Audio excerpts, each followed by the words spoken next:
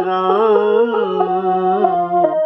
श्री राम जय राम, जय जय राम, श्री राम जय राम, जय जय राम, श्री राम जय राम, जय जय राम।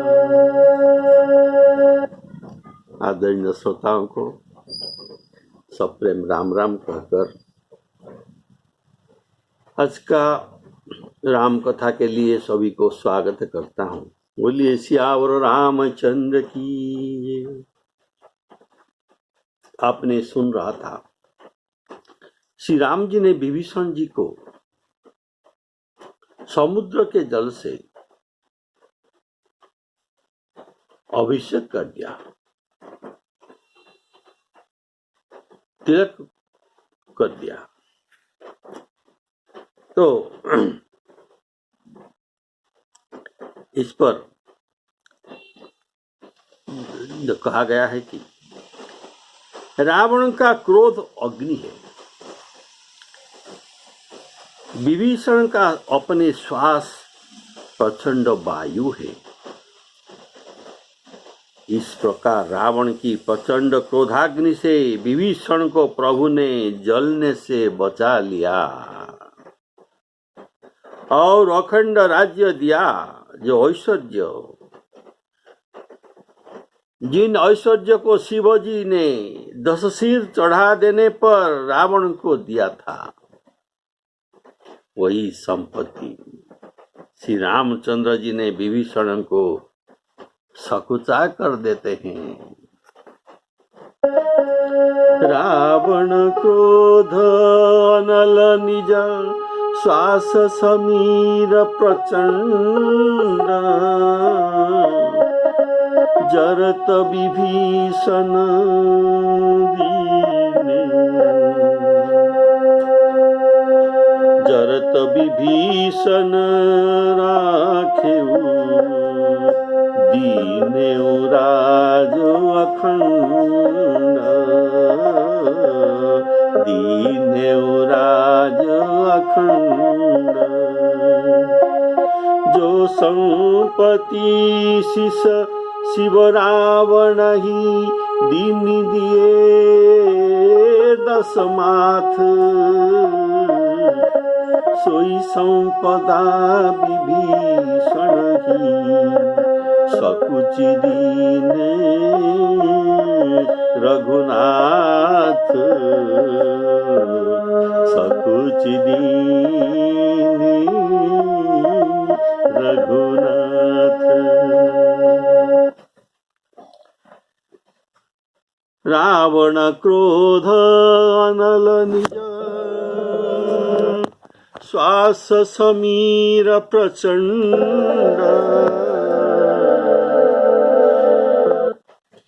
रावण क्रोध अनल निज, श्वास समीर प्रचंड। इसका भाव है विभीषण जी की श्वास, ये श्वासा समीर है और रावण क्रोधी, अतः क्रोध से जलता है। जब रावण क्रोध करता है तब विभीषण ऊर्ध्वश्वास लेते हैं,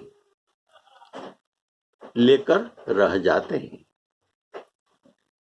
क्रोध नहीं करते, कारण वह क्षमाशील है और ये पवन की तरह शीतल स्वभाव वाले हैं।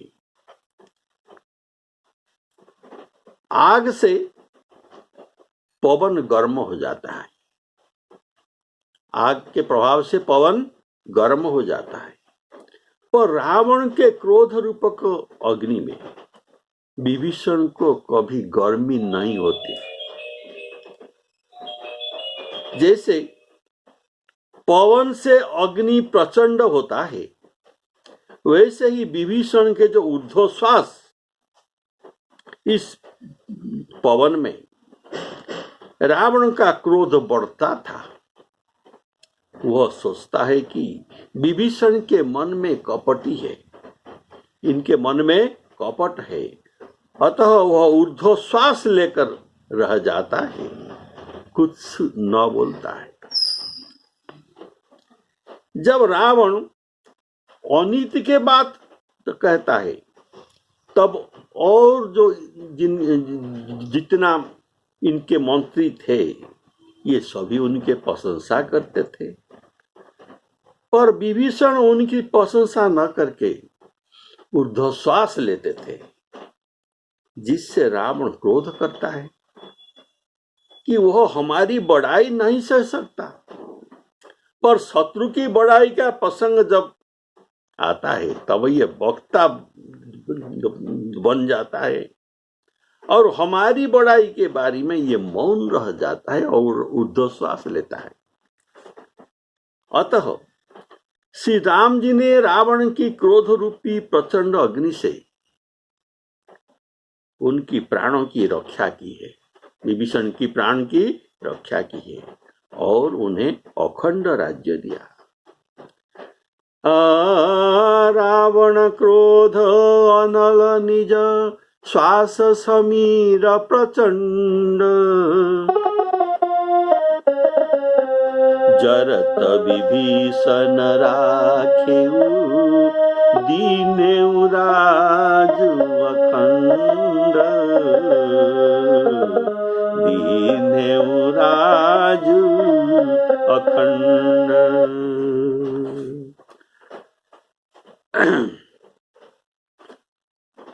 लेकिन प्रभु जो राज्य जो दिया लंका के राज्य प्रभु को, ये विभीषण को सब कुछ करके दिया है, इसीलिए कहा गया सकुच दीन रघुनाथ, सकुच दीन रघुनाथ। ये संकोच करने का भाव क्या है? कौन सा कारण से रघुनाथ जी इतना संकोच करते हैं लंका के राज्य विभीषण को देने पर भी?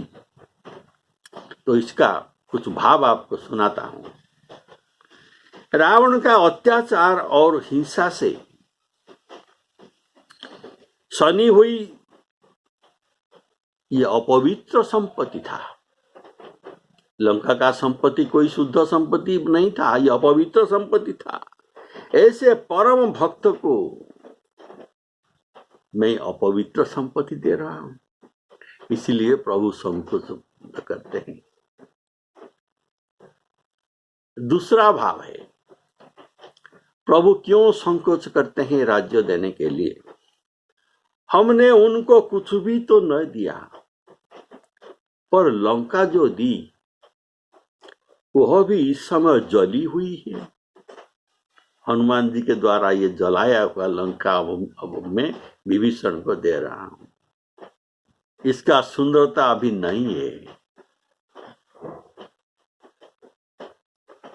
उनकी विभूति राख हो गई है और यहाँ हमारे पास कुछ है नहीं जो उनको मैं दे सकूं।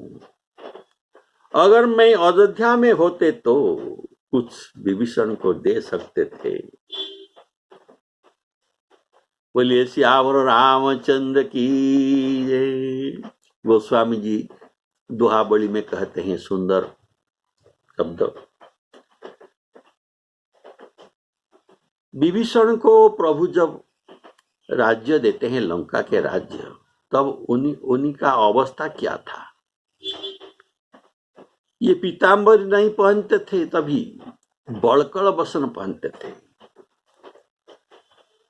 और व्यंजन राजभोग नहीं करते, ये फलमूल आसन करते हैं, फलमूल का भोग लगाते हैं।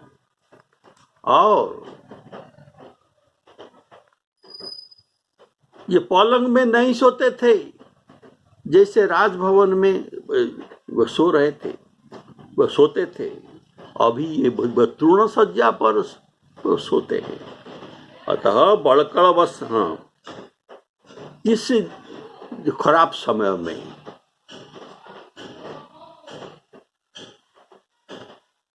ये श्री रघुनाथ जी ने विभीषण को लंका प्रदान किए। तो यह रघुनाथ के रीति है। यह बात गोस्वामी जी कहते हैं। तो सुनिए। बल कल बसन असन फल, असन अर्थात भोजन, फल भोजन। बल कल बसन असन फल तृण सज्जा द्रुम प्रीति, द्रुम प्रीति ये वृक्ष के साथ प्रीति है, जो वन में, और किसके साथ तो प्रीति करते, इसलिए द्रुमों के साथ प्रीति। बल कल बसन असन फल तृण सज्जा द्रुम प्रीति तीन समयन लंका दई रघुवर यह रघुबर की प्रीति, यह रघुबर की प्रीति।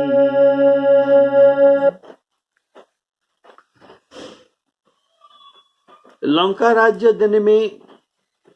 देते हुए श्री राम जी क्यों संकोच करते हैं, इसका तीसरा भाव सुनिए। लंका राज्य तो उसी के घर के संपत्ति है। क्या लंका राज्य उसी के घर के संपत्ति है, अतः उसी का वस्तु उसको दिया, तो इसमें क्या इनका मैं उपकार किया, इसलिए संकोच करते हैं। चौथा भाव, क्यों संकोच करते हैं? पहले तो हमने इन्हें भक्ति दी। क्या विभीषण को पहले भक्ति दिया गया, अब यह तुच्छ संपत्ति देते हैं जो भक्ति का बाधक है। संपत्ति भक्ति का बाधक है, इसलिए संकोचते हैं।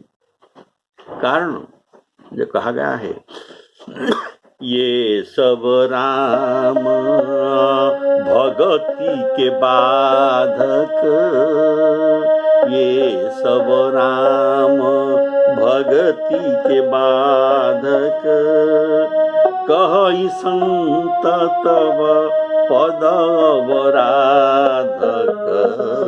श्री राम जय राम। तो इसमें क्यों सकुचाते हैं प्रभु? पांचवा भाव सुनिए। प्रभु अखिल कोटि ब्रह्मांड नायक है, तो इतना संपत्ति वाले होने पर भी ऐसे भक्त को, विभीषण जैसे भक्त को केवल तुच्छ लंका के राज्य दिया।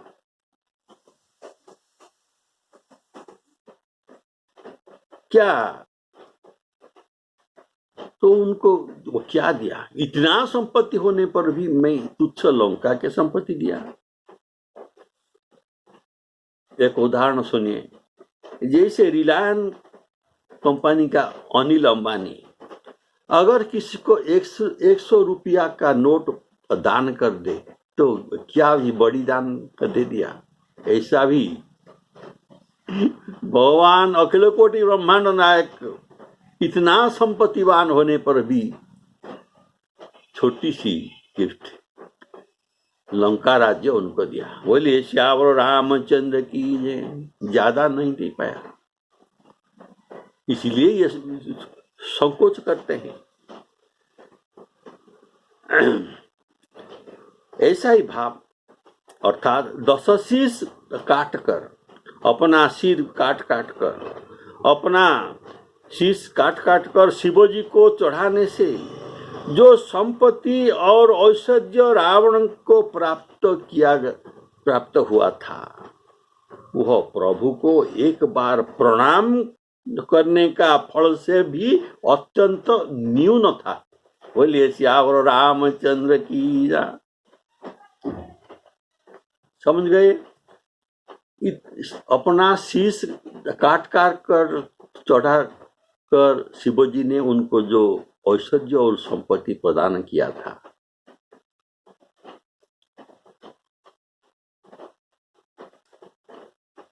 और इसके तुलना में विभीषण एक बार मात्र प्रणाम किया था और कुछ सेवा अभी तक नहीं की। केवल एकमात्र प्रणाम के बदले में पूरा लंका के संपत्ति को ये देते हैं और सब कुछ आते हैं, कारण ये अत्यंत तुच्छ और न्यून था। उनके प्रणाम, एक बार प्रणाम अर्थात शरणागति के बदल में ये लंका के राज्य अत्यंत तुच्छ था, इसलिए प्रभु सब चाहते हैं। बोलिए श्यावर रामचंद्र की।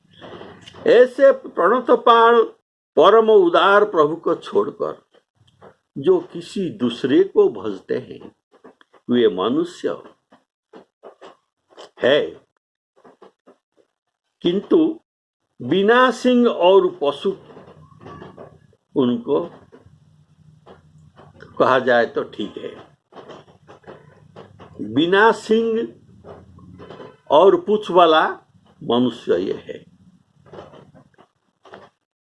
बोलिए श्यावर रामचंद्र की जय। अर्थात उनमें और पशुओं में इतना ही अंतर है कि पशुओं के सिंग और पूंछ है और इनके नहीं होते, बाकी वे ही पशु ही है। श्री राम जी ने अपना लिया।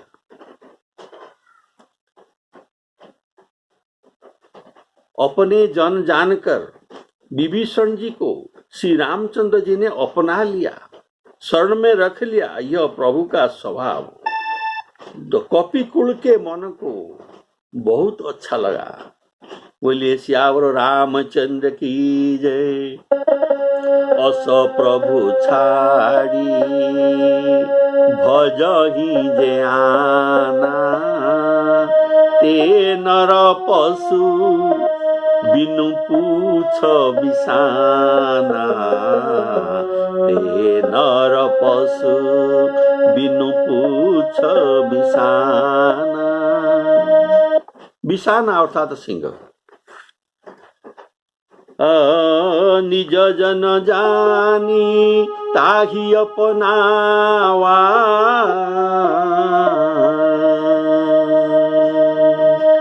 प्रभु सुभाव कपि कुल मन भावा। श्री राम जय राम।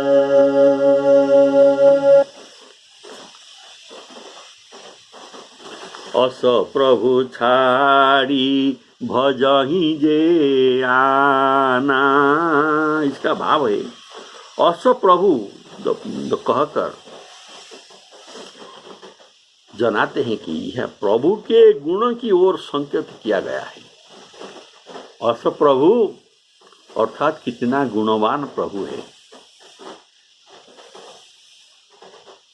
इनकी ओर संकेत किया गया है। अर्थात जो संपत्ति कोई पापी, बोलिए श्यावर रामचंद्र की, इनके प्रभु के गुणों की ओर संकेत किया गया है कि जो कैसा भी हो, कोई पापी हो, कपटी, कुटिल और सर्वगुण विहीन भी हो, ऐसे मनुष्य अगर प्रभु के शरण में आए तो उसका प्रभु त्याग नहीं करते। ऐसे शरणागत के पालक है प्रभु। शरणागत वत्सल, सत्य संकल्प, दृढ़ व्रत, परम उदार प्रभु श्री रामचंद्र जो भक्त के सब कामनाएं पूर्ण कर देते हैं, जो उसके मन में शरण में जाने के समय व उसके पूर्व जो मन में उठी हुई कामना ये भी प्रभु पूर्ण कर देते हैं। तो ये ऐसे प्रभु है। कैसे प्रभु? ऐसे प्रभु इसलिए कहते हैं अस प्रभु छाड़ी भजहि जे आना। प्रभु, अस का भाव आप समझ गए, अभी प्रभु का भाव सुनिए। प्रभु अर्थात ऐसे प्रभु है कि जो रावण त्रैलोक्य विजयी सुरमुनि त्रासक उसके द्वारा निकले हुए, उसके द्वारा निकाले हुए भाई को प्रभु ने शरण में ले लिया, उसके साथ विरोध भाव बोल लिया। ये त्रैलोक्य विजयी रावण के साथ प्रभु ने विभीषण को शरणागत रखकर रावण के साथ विरोध भाव बोल लिया,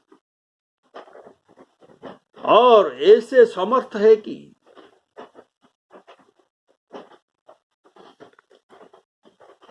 और अपने सामर्थ्य पर इनके इतना दृढ़ विश्वास है कि रावण के जीते जी उसके भाई को तिलक लगा दिया। ऐसा कोई संसार में नहीं कर सकते। रावण का जीते जी लंका के राज्य कोई किसी को दे सकता है? तो इनमें कितना दृढ़ता और विश्वास है। ऐसे प्रभु त्रैलोक में कौन हो सकता है? इसीलिए कहा गया अस प्रभु छाड़ी। अस और प्रभु छाड़ी, इसका भाव है यहाँ छाड़ी कहने का भाव है कि ऐसे प्रभु को न छोड़ना चाहिए। सीतापति से साही वही कैसे दीजे पीठी, इनको पीठ देखना नहीं चाहिए, इनके सम्मुख होकर उनका शरण होना चाहिए। अस प्रभु छाड़ी भजहि जे आना, यहाँ भाव है कि औरों को छोड़कर ऐसे प्रभु का भजन करना चाहिए। और जो लोग उल्टा करते हैं, अर्थात इनको छोड़कर दूसरों को भजते हैं, उनको इनके बारे में क्या कहा जाए? गोस्वामी जी कहते हैं उसको जो पशु ही जो कहा जाना ठीक है। ये बिन पूछ और बिना सिंग वाला ये पशु है। क्योंकि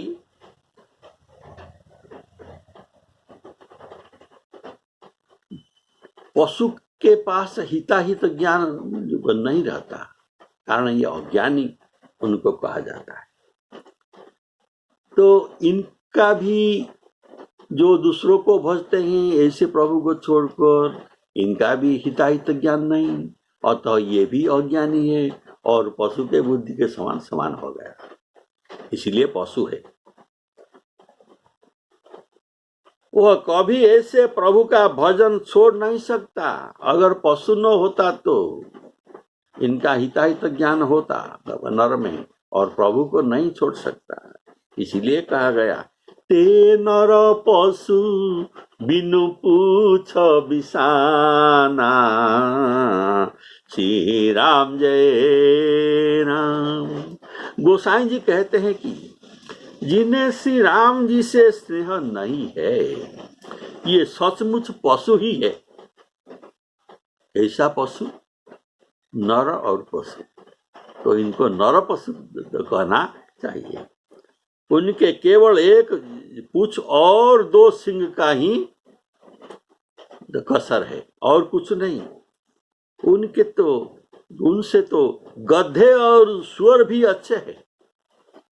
ऐसा मनुष्य से गधे और सुअर और कुत्ता भी अच्छे हैं।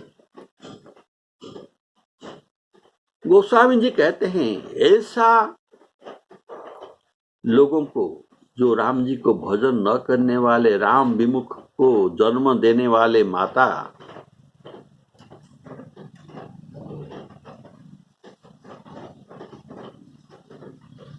ये इनको जो बेचारे तो कहा जाएगा, उनकी माता उनको बेकार में 10 महीने में इनका ये पेट में धरा रखा है। उनका भार ये सहा है। वरम ऐसा पुत्र को जन्म देना अपेक्षा ये गर्भ ही क्यों नहीं गिर गया हो। गोस्वामी जी कहते हैं, हे जानकी नाथ, जो पुरुष संसार में तुम्हारा हुए बिना, जो मनुष्य तुम्हारे हुए बिना जीता है, उसका जीवन जल जाए। इनको जालने योग्य है। बोलिए सियावर रामचंद्र की जय। ये बात गोस्वामी जी ने गीतावली में कहे हैं। ये बात गोस्वामी जी ने कवितावली में कहा है। तो इसी पद को सुनिए।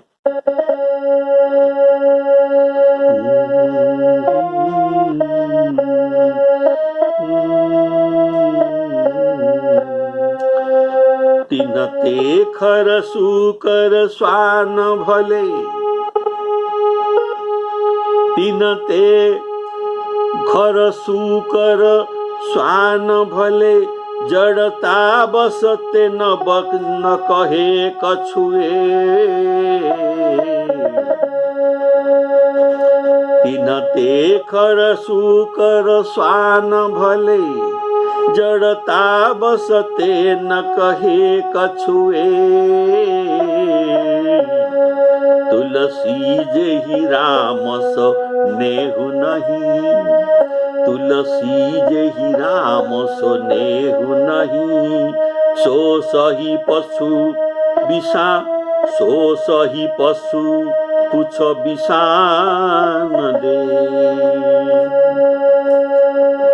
सो सही पशु पूछ विषान न द्वे।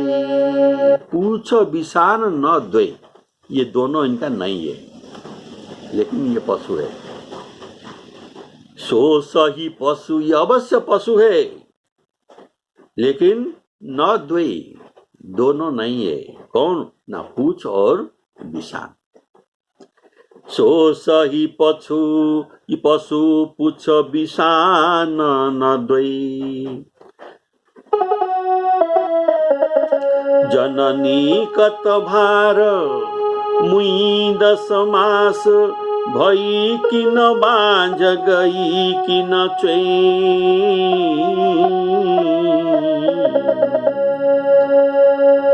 जरी जाऊ सजीवन जानकी नाथ, जरी जाऊ सजीवन जानकी नाथ। जिए तुम्हारे बिनु है। बोलिए सियावर रामचंद्र की जय। कितना सुंदर भाव।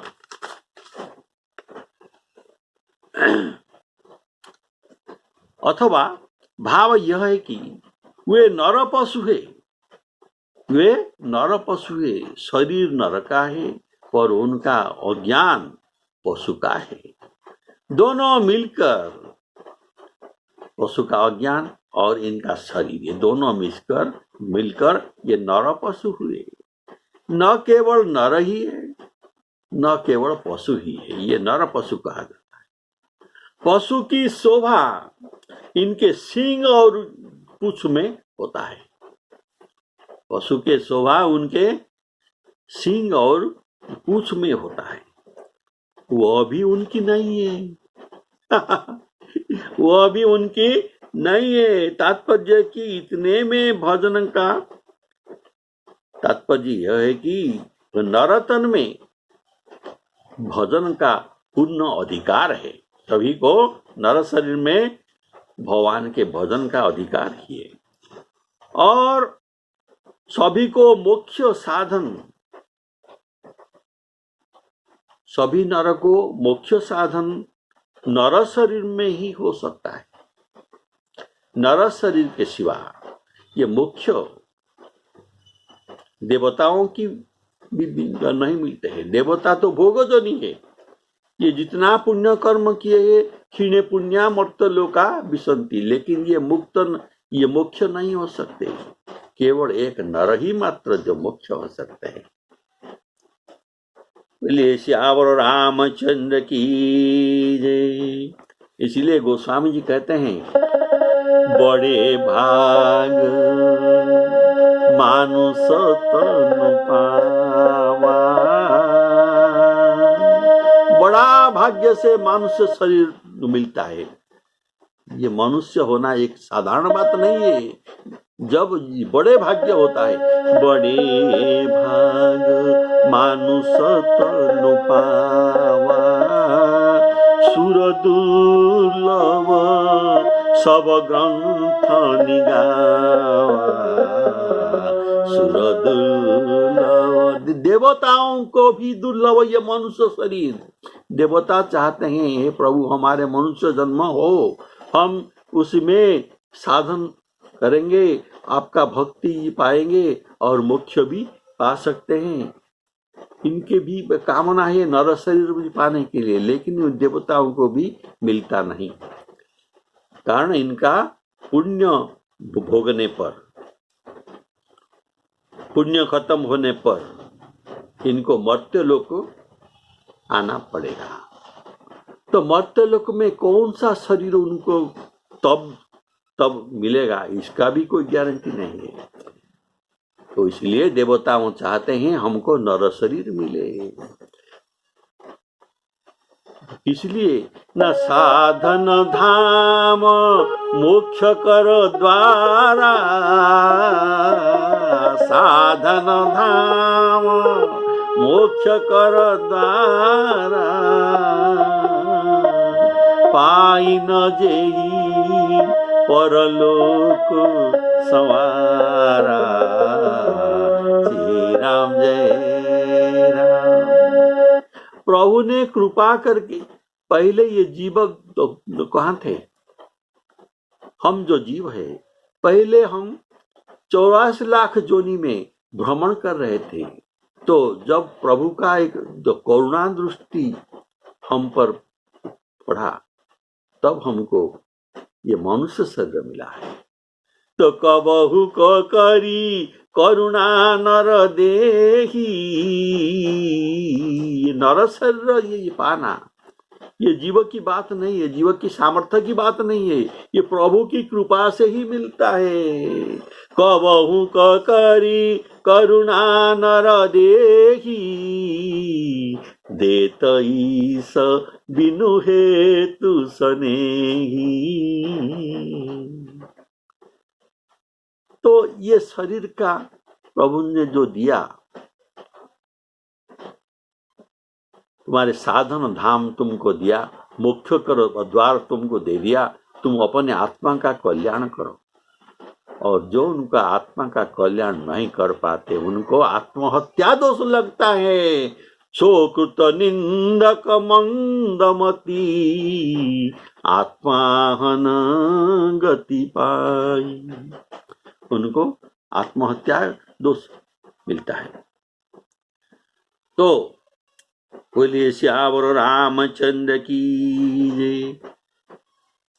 गोस्वामी जी जो विनय पत्रिका में कहते हैं, हे हरि, आप बहुत कृपा करके मुझे मनुष्य शरीर दिया, जिस जो मनुष्य शरीर साधन के धाम और विबुध दुर्लभ, विबुध अर्थात देवताओं की को भी यह शरीर दुर्लभ है, आपने मोही कृपा करके दिया प्रभु।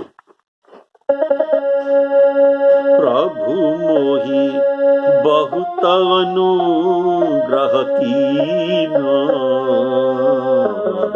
प्रभु मोही बहुत अनुग्रह कीना।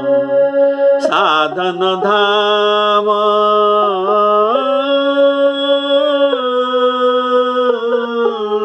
साधन धाम विबुध दुर्लभ तनु। हम मोहि कृपा करि दीन।